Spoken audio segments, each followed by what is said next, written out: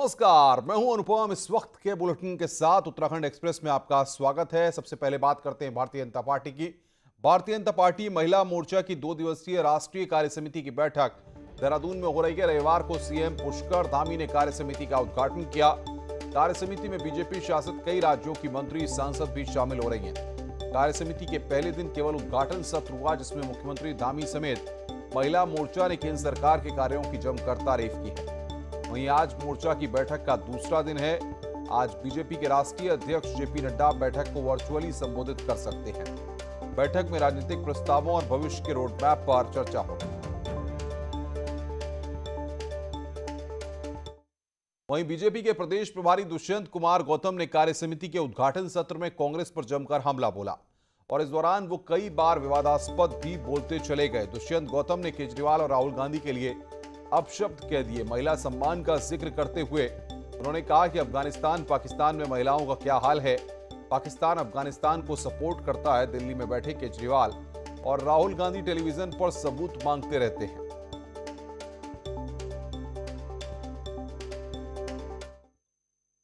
वही अफगानिस्तान है जिसको पाकिस्तान सपोर्ट करता है, जिसको पाकिस्तान पूरी मदद करता है, और वही पाकिस्तान है जिसके हमारे दिल्ली में बैठे हुए केजरीवाल जी हैं, राहुल गांधी जी हैं, जो टेलीविजन में वाइज दिखाई देते हैं, जहां उत्तराखंड के अंदर बड़ा सैनिक सैनिक सैनिक चल रहा है। वो मैं जानना चाहता हूं उन लोगों से कि बताएं, राहुल गांधी ने भी कहा था, केजरीवाल ने भी कहा था कि जो हमारी एयर स्ट्राइक हुई थी, उस एयर स्ट्राइक में उन्होंने प्रूफ मांगे थे इन सैनिकों से। आज तक सैनिकों से किसी ने प्रूफ नहीं मांगे। वहीं कांग्रेस नेता गरिमा दसोनी ने कहा कि हमें पहले से आशंका थी कि भारतीय जनता पार्टी अब विकास की बात नहीं करेगी। बीजेपी को अपनी सियासत खिसकती नजर आ रही है। अब वो हर बार की तरह तुष्टीकरण की नीति पर उतर आई है। अब वो हिंदू मुसलमान करने लगी है। दुष्यंत गौतम ने केजरीवाल और राहुल गांधी पर बदजुबानी की है। अपनी सियासी जमीन खिसकते हुए देखकर हर बार की तरह, क्योंकि उत्तराखंड में चुनाव होने वाले हैं, तो भाजपा तुष्टीकरण की राजनीति पर उतर आई है, हिंदू मुसलमान की राजनीति पर उतर आई है। दुष्यंत गौतम जो उत्तराखंड भाजपा के प्रभारी हैं, उन्होंने आज महिला मोर्चा के कार्यक्रम में बदजुबानी करते हुए न सिर्फ राहुल गांधी और केजरीवाल जी के लिए बहुत ही अपशब्द कहे। वहीं दुष्यंत गौतम के बयान पर बवाल मच गया है। कांग्रेस के प्रदेश अध्यक्ष गणेश गोदयाल ने बयान की कड़ी निंदा की है और बयान के विरोध में जिला मुख्यालयों में प्रदर्शन करेगी कांग्रेस पार्टी, इस बात का ऐलान किया है।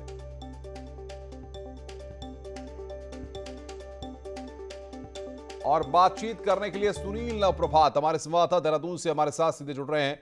सुनील, कांग्रेस पार्टी को बैठे बिठाए ही एक मुद्दा मिल गया है। अब जाहिर तौर पर जब कांग्रेस सड़कों पर उतरेगी तो भारतीय जनता पार्टी की मुश्किलें बढ़ेंगी।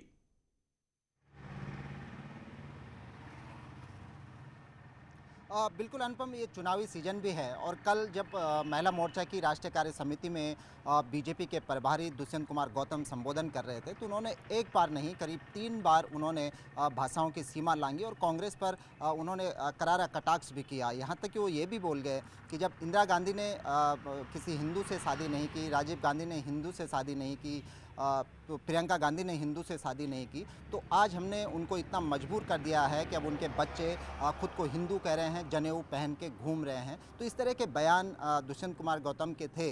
जिस तरह से उन्होंने कहा कि जो पाकिस्तान में महिलाओं की हालत क्या है, अफगानिस्तान में महिलाओं की हालत क्या है, उसी पाकिस्तान को सपोर्ट करते हैं। दिल्ली में बैठे हुए पिल्ले शब्द का उन्होंने बाकायदा प्रयोग किया और केजरीवाल और राहुल गांधी को के लिए इस शब्दों का प्रयोग किया गया। तो उसके बाद कांग्रेस में आक्रोश है। कांग्रेस के प्रदेश अध्यक्ष गणेश गोदयाल ने रात ही एक बयान जारी करके ये बात बताई कि आज कांग्रेस प्रदेश भर में विरोध प्रदर्शन करेगी। सभी जिला मुख्यालयों पर विरोध प्रदर्शन होगा। करीब 12 बजे का समय रखा गया है और दुष्यंत कुमार गौतम के खिलाफ उनका पुतला भी जलाया जाएगा। तो इस तरह से कांग्रेस को कहीं ना कहीं बैठे बैठाए बीजेपी ने एक मुद्दा दे दिया है। खासकर जब चुनावी सीजन हो, चुनावी समय हो, तो आज कांग्रेस पूरे प्रदेश भर में प्रदर्शन करने वाली है बीजेपी के खिलाफ और बीजेपी के प्रदेश प्रभारी दुष्यंत कुमार गौतम के खिलाफ। जी बिल्कुल सुनील, और न्यूज़ 18 इस तरह के शब्दों का कतई समर्थन नहीं करता जिस तरह के शब्दों का इस्तेमाल किया गया, लेकिन सवाल यहां पर खड़ा होता है कि अब भारतीय जनता पार्टी कैसे डिफेंड करेगी, क्योंकि जाहिर तौर पर जिस तरह के बयान, जिस तरह के शब्दों का इस्तेमाल किया गया है, अब भारतीय जनता पार्टी को इसका जवाब देना होगा।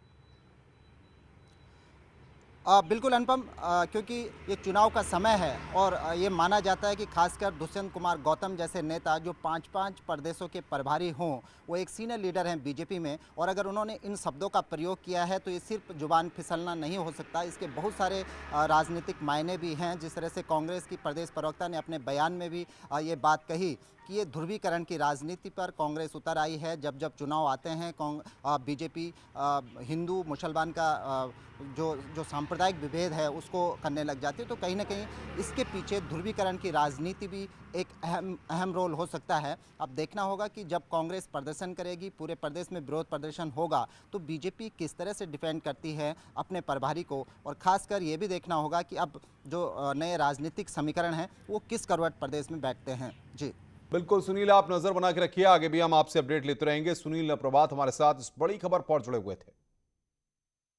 उत्तरकाशी से खबर है, जहां पर गंगोत्री हाईवे पर धरासू में बड़ा हादसा होते होते बच गया। पहाड़ दरकने के चलते भारी बोल्डर गिरने से सड़क बंद हो गई। गनीमत रही कि उस समय कोई वाहन सड़क पर मौजूद नहीं था। वहीं करीब 1 घंटे की कड़ी मशक्कत के बाद बीआरओ ने सड़क को खोल दिया है।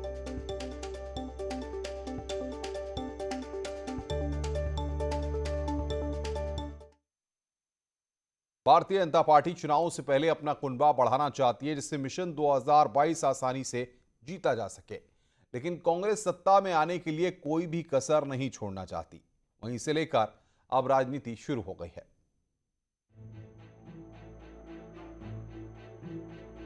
बीजेपी सत्ता में 5 साल, कांग्रेस और 5 साल बीजेपी का मिथक तोड़ने के लिए अपना कुनबा बढ़ा रही है और जिताऊ लोगों को पार्टी में शामिल करवाना चाहती है।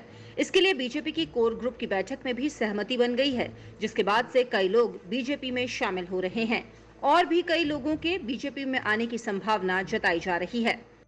लगातार 2014 से लेकर अभी तक के केंद्र और हमारी 2017 के बाद राज्य सरकार के जितने भी विकास कार्य हैं, जो भी प्रत्येक व्यक्ति को कहीं ना कहीं से लाभ देते हैं, इन सब उपलब्धियों को देखकर हमारी पार्टी में आना चाहते हैं।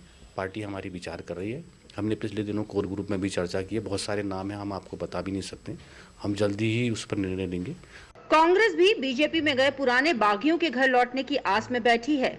इसके लिए कांग्रेस भी दावा कर रही है, हालांकि फाइनल फैसला हाईकमान के करने की बात कह रही है। कांग्रेसी विचार पर, कांग्रेसी सिद्धांतों पर अगर विश्वास व्यक्त करने वाले लोग हैं और महसूस करते हैं कि उनके कदम गलत थे, तो उनके लिए मैं समझता हूं कि प्रदेश अध्यक्ष ने कहा है कि अंतिम निर्णय राष्ट्रीय नेतृत्व को करना है, लेकिन हम क्या कहते हैं, बंद दरवाजों की राजनीति नहीं करते। राज्य बनने के बाद बारी बारी से बीजेपी और कांग्रेस को राज्य की सत्ता मिली है, लेकिन 2022 के रण में क्या नतीजे आएंगे ये तो समय ही बताएगा। लेकिन उत्तराखंड में आम आदमी पार्टी की एंट्री से सियासी दलों की गणित बिगड़ने की आशंका है। हालांकि बीजेपी और कांग्रेस आम आदमी पार्टी से खतरा नहीं मानते। अल्मोड़ा से किशन जोशी की रिपोर्ट। टिहरी में आयोजित कांग्रेस के युवा सम्मेलन में पहुंचे पूर्व पीसीसी चीफ किशोर उपाध्याय ने कहा कि लालच होने पर या पार्टी में सम्मान नहीं मिलने पर पार्टी बदली जाती है। उन्होंने कहा कि 2022 के चुनाव में पहले की गलतियों से सीख लेते हुए चुनाव में उतरना चाहिए और मजबूती और रणनीति के साथ चुनाव लड़ना चाहिए।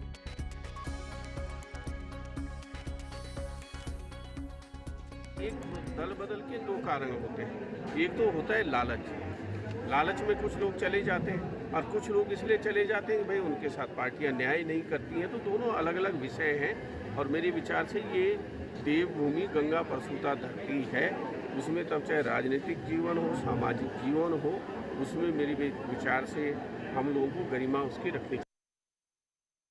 भारतीय जनता पार्टी के प्रदेश सदस्यता प्रमुख और पूर्व राज्य मंत्री वीरेंद्र सिंह बिष्ट ने रुद्रप्रयाग विधानसभा से चुनाव लड़ने की इच्छा जताई है।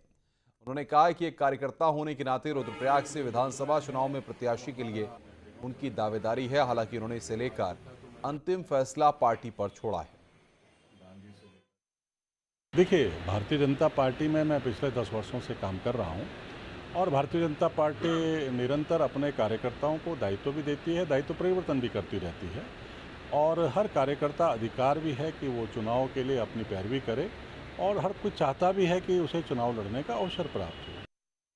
रामनगर में 20 युवाओं ने कांग्रेस के प्रति अपनी निष्ठा जताई है। यहां कांग्रेस कार्यालय में इन युवाओं को प्रदेश कार्यकारी अध्यक्ष रंजीत रावत ने पार्टी की सदस्यता दिलाई। दौरान उन्होंने कहा है कि जनता खासकर युवा बीजेपी के झूठे वादों से तंग आ चुकी है। बीजेपी सरकार में किसी को नौकरी तो नहीं मिली, बल्कि उन्हें अपने रोजगार से हाथ धोना पड़ा है। लगभग रोज जहां भी हम जा रहे हैं, दर्जनों सैकड़ों नौजवान, महिलाएं, बुजुर्ग जो हैं कांग्रेस पार्टी को ज्वाइन कर रहे हैं, भाजपा छोड़ करके, और कई कई जगह बसपा को भी छोड़ करके लोग कांग्रेस के साथ आ रहे हैं। महंत नरेंद्र गिरी की संदिग्ध मौत के कारणों की सीबीआई जांच कर रही है। हालांकि संत समाज के लोग नरेंद्र गिरी द्वारा आत्महत्या की जाने की बात को नकार रहे हैं। उनका कहना है कि नरेंद्र गिरी किसी भी सूरत में आत्महत्या नहीं कर सकते। ये एक सुनियोजित हत्या है। हरिद्वार के एक कार्यक्रम में शामिल होने पहुंचे उन्नाव के सांसद साक्षी महाराज ने नरेंद्र गिरी की मौत को हत्या बताया और सुसाइड नोट पर भी सवाल उठाए। इसके अलावा अखिल भारतीय संत समिति के महामंत्री स्वामी जितेंद्रानंद ने कहा है कि जब भी संत पैसों के लेन देन और जमीनों की खरीद फरोख्त में पड़ते हैं तो परिणाम दुखद होते हैं। बहुत ही बहादुर थे महंत नरेंद्र गिरी जी। आत्महत्या के विषय में वो सोच नहीं सकते। तो उनका जो सुसाइड नोट था, मैंने तो सुसाइड नोट पर ही प्रश्न खड़ा किया कि फर्जी है। जब भी कोई संत कंचन कामिनी के चक्कर में और राजनीति, ठेकेदारी, बिल्डर, इस सब के कॉकटेल बनेंगे तो अंततोगत्वा दुखद परिणाम यही आना है। नैनीताल में हाईकोर्ट के आदेश के बाद हुआ सड़क का चौड़ीकरण पार्किंग का अड्डा बन गया है। हालात ये हैं कि चीना बाबा चौराहे से स्टेट बैंक चौराहे तक सड़क बाइक, टैक्सी और प्राइवेट वाहनों की पार्किंग के रूप में तब्दील हो गई है। कई टैक्सी कारोबारियों ने सड़क को अपनी पार्किंग के तौर पर इस्तेमाल किया जा रहा है। आपको बता दें कि नैनीताल में जाम को देखते हुए हाईकोर्ट ने मोहन को चौराहे से स्टेट बैंक तक सड़क चौड़ीकरण किया था, लेकिन सड़क पार्किंग में तब्दील हो गई। अगर ये जहां सड़क चौड़ीकरण हुआ हो, इस मकसद से हुआ हो कि भाई ट्रैफिक को सुविधा मिले, तो चौड़ीकरण करने के बाद अगर कोई टू व्हीलर बाजू में खड़ी कर रहा हो या फोर व्हीलर गाड़ी खड़ी कर रहा हो, दुकान लगा दिया हो किसी ने, तो जो भी ऑब्स्ट्रक्शन कर रहा है गाड़ी को, तो वो ऑब्स्ट्रक्शंस को दूर किया जाएगा। जो एमवी एक्ट की उचित धाराओं में उसके चालान किए जाएंगे। टिहरी पहुंचे कांग्रेस आउटरीच कमेटी के अध्यक्ष धीरेन्द्र प्रताप ने कार्यकर्ताओं के साथ बैठक की और अनिल बलूनी पर निशाना साधते हुए कहा कि अनिल बलूनी उत्तराखंड की जनता को जानते नहीं हैं और अब जनता ने परिवर्तन का मन बना लिया है। अनिल बलूनी मुंगेरी लाल के हसीन सपने देख रहे हैं।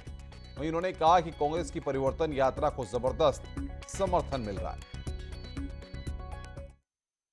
बलूनी जी ने जो बात कही है वो एक तरह से मुंगेरी लाल के वो हसीन सपने देख रहे हैं और उनको शायद उत्तराखंड की धरती का एहसास नहीं है कि यहाँ के लोगों ने परिवर्तन का मन बना लिया। अब अगर एक दो साइबेरियाई पक्षी यहाँ से उठकर कहीं जाना चाहते हैं, चले जाते हैं, तो मैं समझता हूँ ये मौसम का रिवाज भी है, कई बार लोग ऐसा करते हैं। खबरें और भी हैं, फिलहाल रुक रहे हैं ब्रेक के लिए। ब्रेक के बाद जल्द हाजिर होते हैं।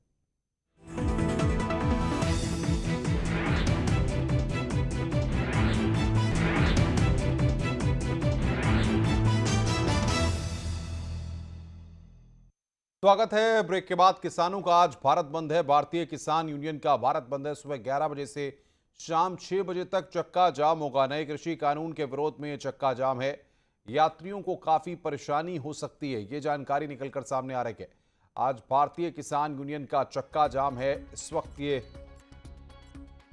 संयुक्त किसान मोर्चा ने, आपको बता दें कि ये भारत बंद बुलाया है और इस वजह से लोगों को आज दिक्कतें हो सकती हैं, परेशानी हो सकती है, क्योंकि किसान आज सड़कों पर उतरेंगे।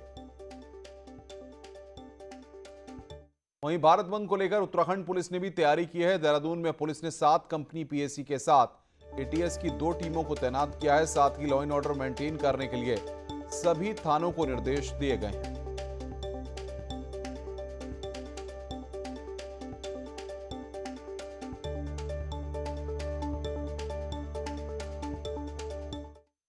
देहरादून से खबर है, गोल्डन कार्ड के शासनादेश की आज जलाई जाएगी होली। सचिवालय संघ के कर्मचारी सुबह 10 बजे प्रदर्शन करेंगे। अधिकारी कार्मिक शिक्षक महासंघ के आह्वान पर आज होली दहन होगा। देहरादून में दून हॉस्पिटल चौराहे पर 11 बजे ये कार्यक्रम है। गोल्डन कार्ड की खामियों से आक्रोशित पेंशनर्स जताएंगे विरोध।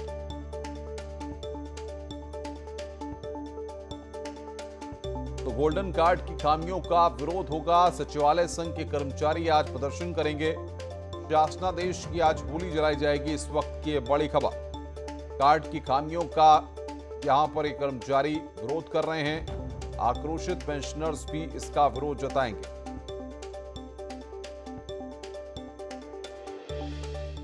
खबरों का सिलसिला लगातार जारी है। फिलहाल इस बुलेटिन में इतना ही। नमस्कार।